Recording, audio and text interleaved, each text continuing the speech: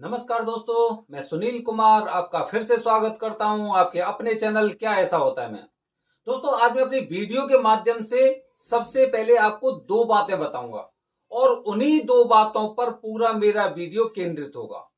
पहली बात दोस्तों, पहली बात मैं आपको बता रहा हूं कि 18 फरवरी महाशिवरात्रि, जैसे कि मैं पिछले वीडियो के माध्यम से भी आप लोगों को बता चुका हूं कि महाशिवरात्रि वाले दिन अगर आप काल सर्प दोष की पूजा कराते हैं तो ये मान लो जिंदगी में आपको ना जो काल सर्प दोष है उससे घबराने की बिल्कुल भी आवश्यकता नहीं है। उसके महत्व के बारे में भी मैं आपको बता चुका हूं कि काल सर्प दोष की पूजा महाशिवरात्रि को, महाशिवरात्रि का मतलब समझ रहे हैं, भगवान शिव साक्षात रूप से वहां पर उपस्थित होंगे। महाशिवरात्रि का मतलब ये है।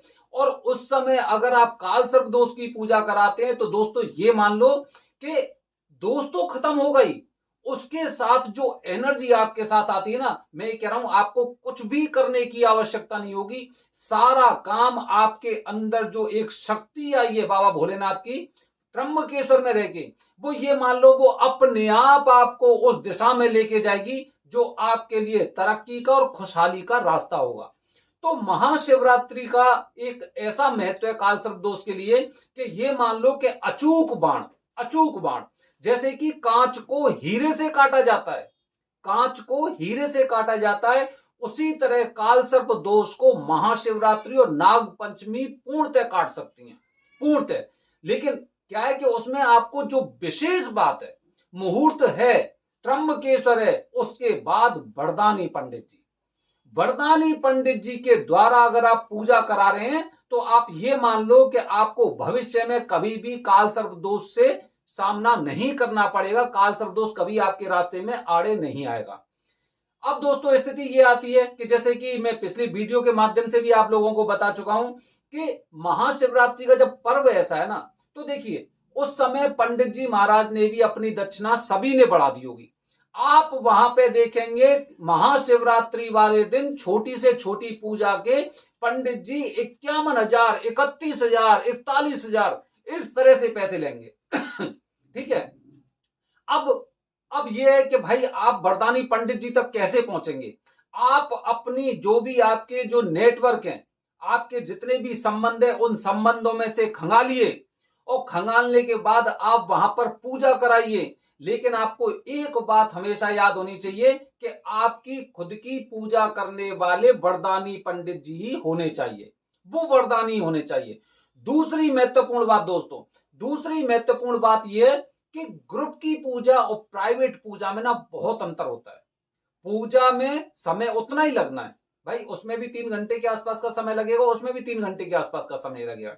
लेकिन प्रभाव, प्रभाव कहते हैं ना, प्रभाव, अगर चूल्हे के ऊपर, चूल्हे के ऊपर अगर एक कोई पतीला रखा हुआ है या फिर कोई एक भगोनी रखी हुई है तो पूरी की पूरी आग को वो अवशोषित करती है, मतलब जो उस पतीले में सामान रखा हुआ है वो बन जाता है।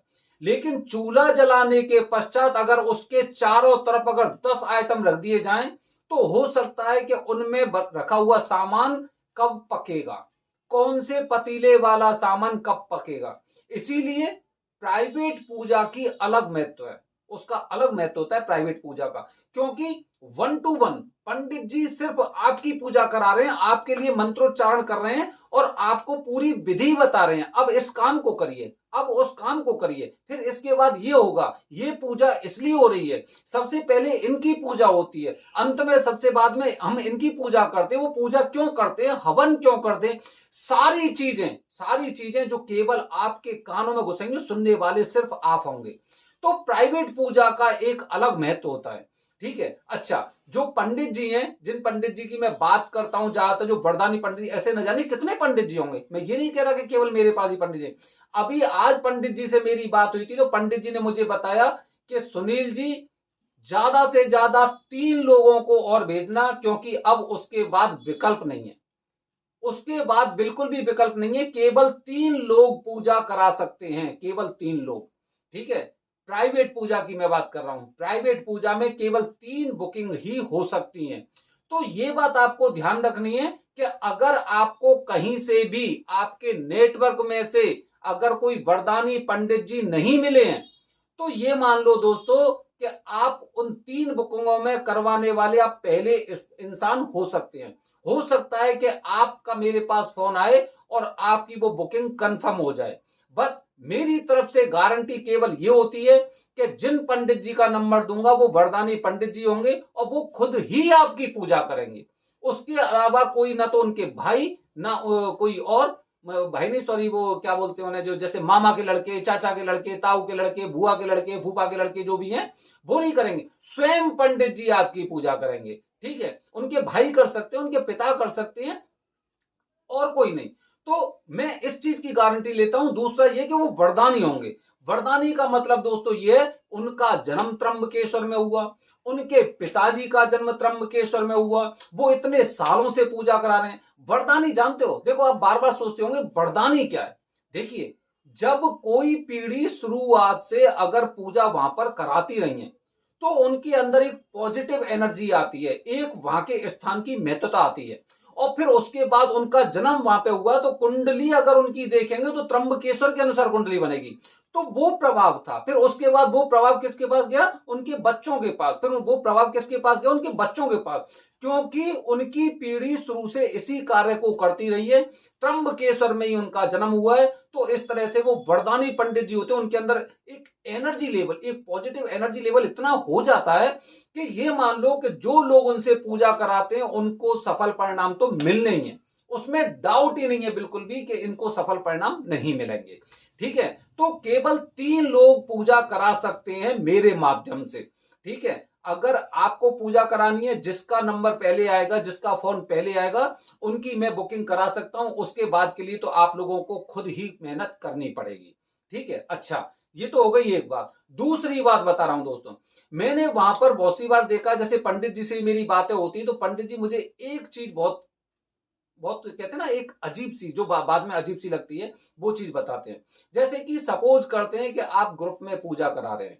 ठीक है, और ग्रुप में पूजा कराने के बाद या फिर सेपरेट पूजा करा रहे हैं, और सेपरेट पूजा कराने के पश्चात के जो दक्षिणा बताई गई है, जैसे ही पूजा संपन्न होती है तो कुछ लोग ऐसे होते हैं कि उसका ना कुछ कैलकुलेशन निकालते हैं। कुछ कैलकुलेशन निकालते हैं कि भाई 3 घंटा में पूजा हुई, सामग्री इतनी थी, ये इतना था, वो उतना था।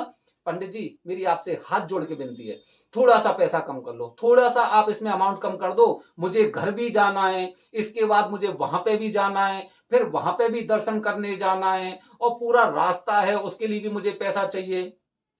कुछ दक्षिणा कम कर लो। ये बताइए, ये क्या कर रहे हैं आप? ये क्या कर रहे हैं? सोचिए क्या कर रहे हैं। पूजा के पश्चात, पूजा के पश्चात जब आपको खुश होकर जो दक्षिणा बताइए उससे बल्कि 100, 200, 500 रुपए अपनी इच्छा अनुसार ज्यादा देने चाहिए। उस समय आप जब पूरा पूरा सामान आपने तुला लिया, जैसे कहते हैं ना, किसी से सामान तुला लिया और उससे आप कह रहे हैं भैया मैं तो ये वाली रेट के हिसाब से पैसे दूंगा, नहीं तो नहीं दूंगा। ये चीजें करती हैं आपकी पूजा को असफल। भाई, जितनी दक्षिणा पंडित जी ने बताई है, पंडित जी को आइडिया नहीं है कि आप उससे कम दोगे, उससे ज्यादा दोगे। उन्हें केवल यह आइडिया है कि हो सकता है मुझे इनसे इतने पैसे मिलेंगे। लेकिन उसके बाद क्या हो रहा है कि पूजा करने के पश्चात आप पंडित जी से हिसाब लगा के कह रहे हैं कि पंडित जी थोड़ा सा इसमें कम पैसे कर लो, क्योंकि मुझे ना बहुत जरूरत है, मुझे अभी पूरा रास्ता है, बच्चे भी मेरे साथ हैं, मेरे पास इतने पैसे नहीं बचे हैं, और मैं आपको घर जाके दे दूंगा। इस तरह की चीजें जब आप करते हैं तो आप ये देखिए कि आप कहां पे कर रहे हैं, क्यों कर रहे हैं। आप त्र्यंबकेश्वर गए, त्र्यंबकेश्वर में आपने पूजा कराई, पूजा कराने के पश्चात वरदानी पंडित जी ने आपकी पूजा की, आप दोषों के निवारण के लिए आए हो। अरे, लोग दोषों के निवारण के लिए अपने घर पे पूजा कराने के लिए तैयार हो जाते हैं और 50-60 हजार वो ऐसे ही खर्च कर देते हैं। आप उस स्थान पे जाके जहां पे आपको दान करना चाहिए, और वहां पे आप क्या कर रहे हैं? आप पंडित जी से मोल भाव कर रहे हैं। दोस्तों, ये बहुत गलत बात है, बहुत गलत चीज है। अगर आप पंडित जी से पहले विचार विमर्श कर लो कि पंडित जी मुझ पे इतने पैसे नहीं हो पाए, मैं आपको इतने पैसे दूंगा और ऐसी ऐसी बात है, ठीक है, तब तो बात ठीक है। आप पहले से कुछ नहीं बोल रहे, और उसके बाद आपने वहां पे जाके पूजा होने के पश्चात, पूजा होने के पश्चात, और आप उनसे इस तरह की बातें कर रहे हैं। जबकि देखा जाए तो उस समय आप एकदम जब जैसे ही वहां पे पहुंचते हैं तो आप अच्छे अच्छे होटलों में खाना खा रहे हैं, अच्छे अच्छे होटलों में रह रहे हैं, स्टे कर रहे हैं वहां पे, और उसके बाद जब दक्षिणा का नंबर आता है तो कटौती उसमें करने का प्रयास कर रहे हैं। दोस्तों इस तरह से जो ये भावना है ना, ये अपने अंदर जो लालच की प्रवृत्ति आ जाती है, उसकी वजह से हमारी पूजा पर भी फर्क पड़ता है। मैंने अक्सर लोगों को देखा है कि जब भी वो पूजा कराते हैं, आपने देखा होगा दीपावली की पूजा हर बड़ी कंपनी में, छोटी कंपनी में होती है। जितनी पंडित जी दक्षिणा मांगते हैं, हमेशा उससे ज्यादा दक्षिणा दी जाती है। तभी तो वो लोग ग्रो कर रहे हैं। क्यों कर रहे हैं? वो उसमें कटौती नहीं करते। उन्हें पता है कि भाई पंडित जी जिस हिसाब से पूजा कर रहे हैं, उस हिसाब से मुझे इनका पूजा करने का तरीका अच्छा लगा, और मुझे अपनी तरफ से इनको कुछ एक्स्ट्रा करना चाहिए, कुछ एक्स्ट्रा करना चाहिए। और हम क्या कर रहे हैं? हम उल्टा कर रहे हैं। दोस्तों दोषों का निवारण करने गए हम वहां पे, मोल भाव करने नहीं गए। तो इस तरह की चीजों से आपको बचना होगा। तो दोस्तों मैंने दो बातें आपको बताई। महाशिवरात्रि का त्योहार है, दान का विशेष महत्व होता है, और जब ऐसे तीर्थ स्थल पे आप जाते हो तो दान बहुत ही अहम भूमिका निभाता है। तो दोस्तों आपको क्या करना है? सबसे पहली बात तो कि 3 बुकिंग बची हुई हैं, 3 बुकिंग आपकी हो सकती हैं अगर आप जल्दी से जल्दी आप मुझे कॉल करते हैं तो, या फिर आप वहां पे किसी और के माध्यम से जा रहे हैं तो वरदानी पंडित जी का अवश्य याद रखना। और तीसरी बात दोस्तों, अगर आपको मोल भाव करना है तो पूजा से पहले करिए, उसके बाद मत करिए कि भाई मेरा तो काम हो गया, अब बोल के देख लेता हूं। तो आप ये मान लो कि आप अपनी जिंदगी ना बहुत बड़ी भूल कर रहे हो। भाई पंडित जी 500 रुपए कम कर देंगे, लेकिन भावना क्या होगी?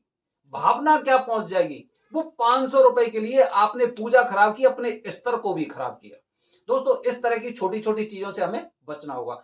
बने रहिए हमारे चैनल के साथ दोस्तों, फिर मैं कुछ एक नई जानकारी आपके साथ लेके आऊंगा। धन्यवाद दोस्तों। जय हिंद, जय भारत, हर हर महादेव।